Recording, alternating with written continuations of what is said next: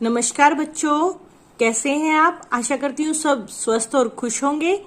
तो बच्चों, हमने पिछले वीडियो में नदी यहाँ पर कविता का अभ्यास कार्य शुरू किया था और आज इसी का हम दूसरा भाग करने जा रहे हैं। पेज नंबर जो कि 27 और 28 में आपकी बुक में दिया गया है। तो पेज नंबर 27 पर हम देखेंगे, यहाँ पर दिया गया है मिलान करें।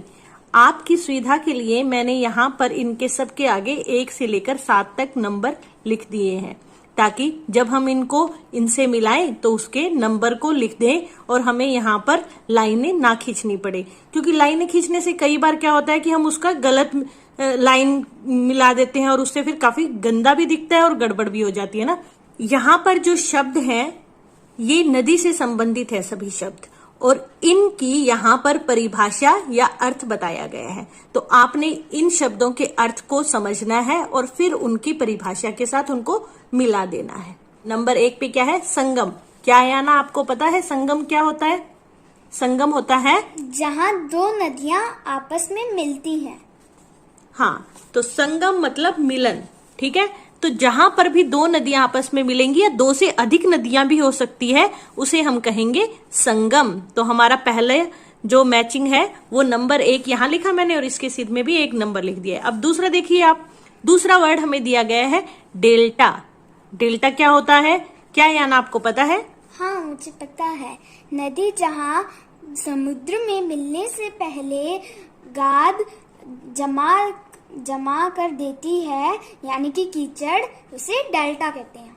वेरी गुड, हमारा 2 नंबर ये हो गया आपका आंसर। अगला है उद्गम। उद्गम का मीनिंग क्या होता है? जहां से किसी का जन्म हुआ हो। तो इसका क्या होगा भैया ना? उद्गम क्या होगा? नदी जहाँ से निकलती है। नदी जहां से निकलती है उसको क्या बोलेंगे? उद्गम। Very good. तो ये आपका हो गया नंबर 3 का आंसर। यहाँ पे भी नंबर 3 और यहाँ भी आपका हो गया 3। अगला हमारा वर्ड है कगार। कगार तो हमने कविता में भी पढ़ा था ना। तो क्या होता है कगार? नदी का किनारा। वेरी गुड, कगार होता है नदी का किनारा। तो हमें अपना चौथा आंसर भी मिल गया। देखिए बिल्कुल आसान है, आपने एक बार समझ लिया तो बिल्कुल आसानी से हो जाएगा। अगला देखिए, अगला वर्ड है हमारा कछार।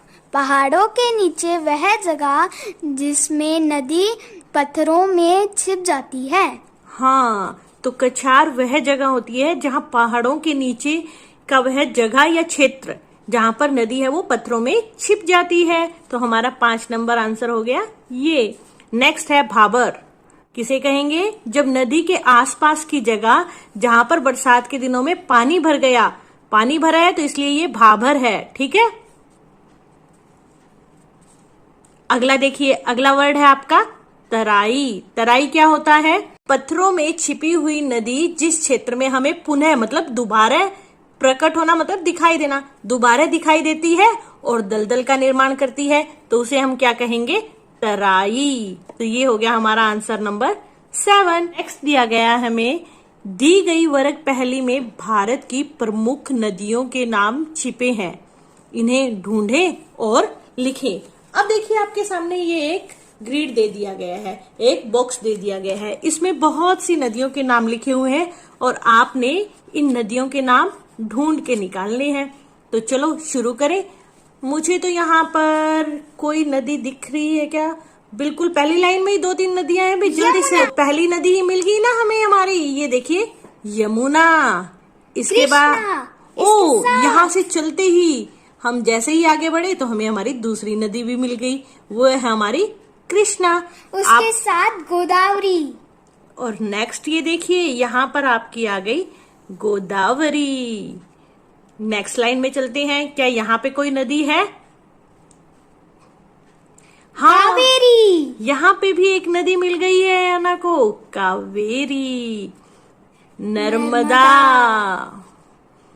और यहाँ पर एक प्यारी सी नदी है व्यास।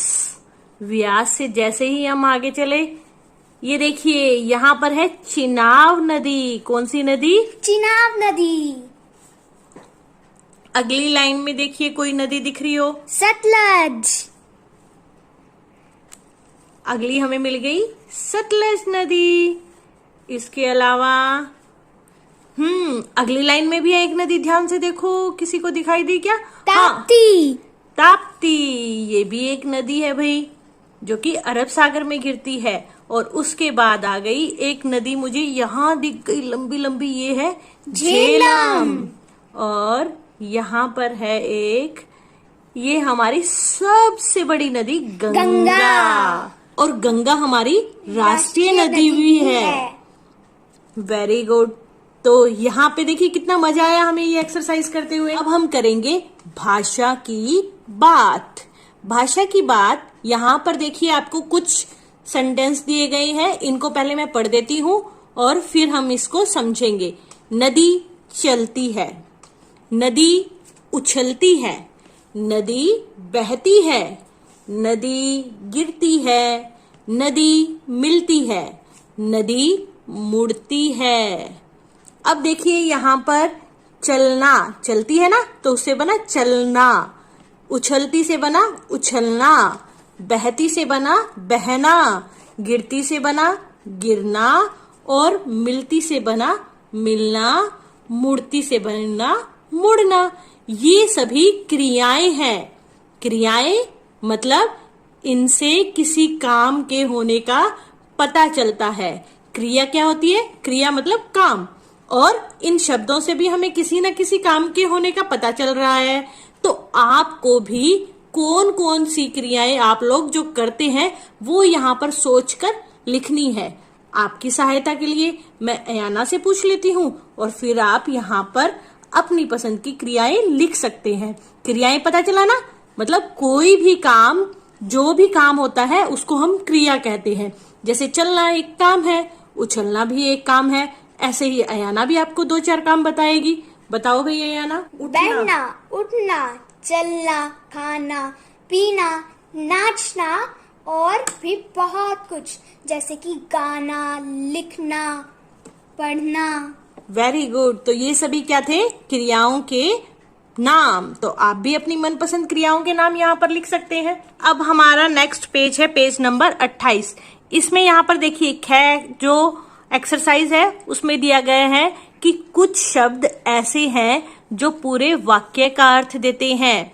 जैसे अमर, जो कभी ना मरता हो वो क्या हो जाता है?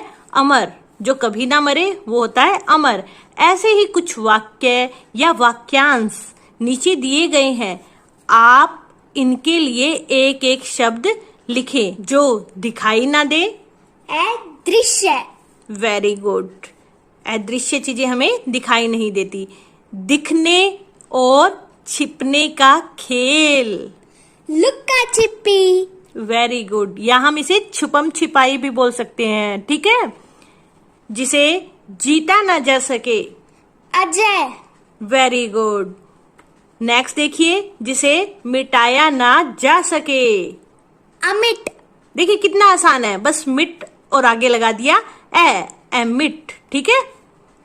अब नेक्स्ट देखिए, जहां धरती और आकाश मिलते हुए प्रतीत होते हैं। मतलब मिलते नहीं है धरती और आकाश, तो हमें पता है कभी भी नहीं मिलते, लेकिन ऐसा प्रतीत होता है, मतलब ऐसा लगता है कि वहां पर मिल रहे हैं। तो उस जगह को हम क्या कहते हैं? क्षितिज। Very good. नेक्स्ट, जिसकी उम्र लंबी हो। दीर्घ आयु। जो सब कुछ जानता हो उसे हम कहेंगे सर्वज्ञ। अब देखिए नेक्स्ट हमारे पास है जो एक्सरसाइज, कुछ शब्द एक दूसरे का विपरीत अर्थ देते हैं। जैसे आगे का पीछे, ऊपर का नीचे, इन्हें विलोम शब्द कहते हैं। विलोम मतलब होता है उल्टा, ठीक है। विपरीत भी उल्टा ही होता है, ठीक है। तो कुछ ऐसे शब्द होते हैं जो एक दूसरे का उल्टा अर्थ देते हैं या विपरीत अर्थ देते हैं, ठीक है। जैसे आगे, आगे का, पीछे, ऊपर, ऊपर का, नीचे, इन्हें हम क्या कहेंगे? विलोम शब्द। अब नीचे आपको कुछ शब्द दिए गए हैं, इनके आपको विलोम लिखने हैं। तो सबसे पहला शब्द है हमारा छिपना। दिखना। हाँ, छिपने का हम लिख सकते हैं दिखना, या प्रकट होना भी बोल सकते हैं इसको, ठीक है, लेकिन दिखना ज्यादा सही रहेगा। चलना। रुकना। हाँ, कहते हैं ना कि मैं तो चल रहा था, तभी चलते चलते मैं रुक गया, ठीक है। टेढ़ा। टेढ़े का तो सभी को पता होगा। सीधा। हाँ, मोटा, मोटे का उल्टा क्या हो जाएगा? पतला।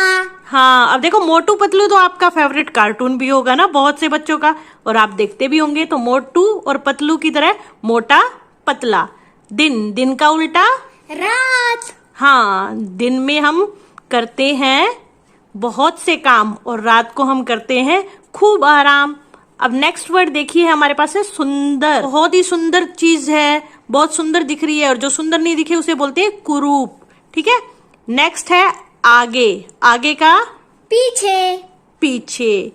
कल, कल का अपोजिट क्या हो जाएगा? आज। हाँ, और ये आपने तो फेमस डायलॉग है सुना होगा, काल करे सो आज कर, आज करे सो अब, पल में परलय होगी बहुरी करेगा कब। आज हमारा ये अभ्यास कार्य नदी यहाँ पर पूरा हो गया है। धन्यवाद बच्चों।